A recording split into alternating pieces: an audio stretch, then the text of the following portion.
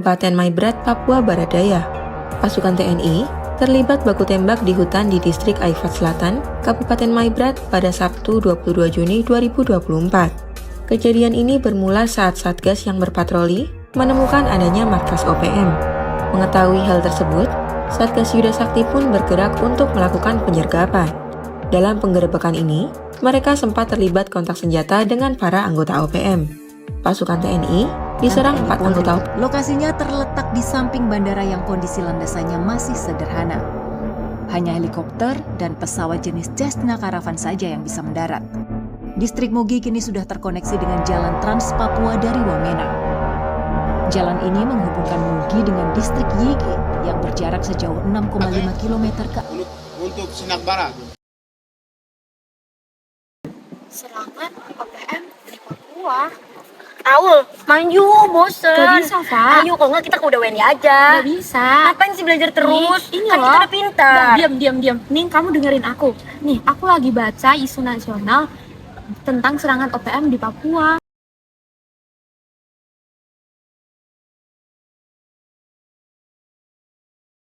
Tahu nggak? Bukannya yang lagi bunuh itu serangan Israel terhadap Palestina ya? Enggak, kamu kudet banget sih, Pak. Emang OPM itu apa? Jadi, Nah, kalian pasti gak tahu juga kan?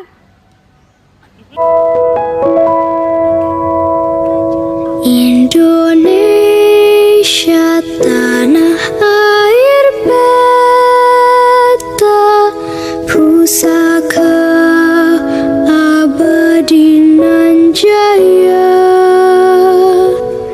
Indonesia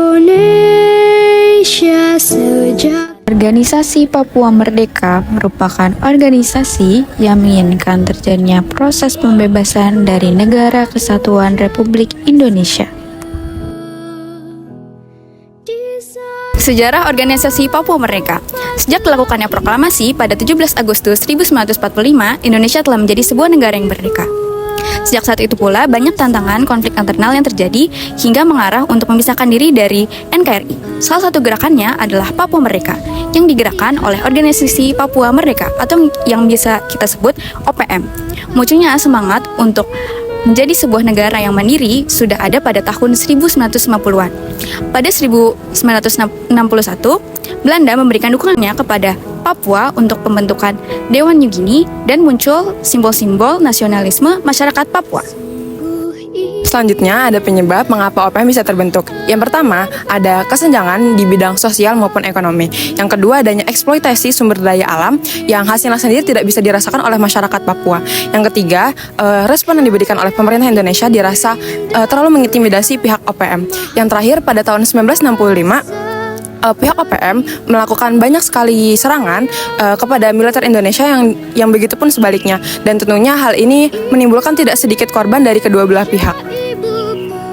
Oke, berikutnya adalah dampak OPM bagi warga Papua. Di antaranya adalah yang pertama menyebabkan konflik dan kekerasan antar warga lokal. Yang kedua, menyebabkan kerugian ekonomi akibat pengerusakan properti. Yang ketiga adalah eksploitasi sumber daya alam. Yang keempat, isu hak asasi manusia. Dan yang kelima adalah erosi kepercayaan terhadap pemerintah.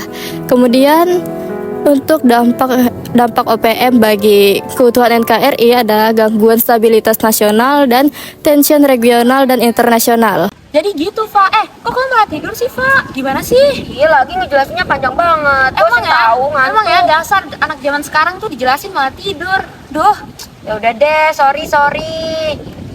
Jadi kamu paham nggak dari apa yang aku jelasin tadi? Paham. Jadi sebenarnya OPM itu mau buat negara sendiri. Jadi serangannya nggak cuma ada di Palestina dong. Nah, betul tuh. Berarti negara kita juga nggak aman ya. Nah, kalian paham kan sekarang?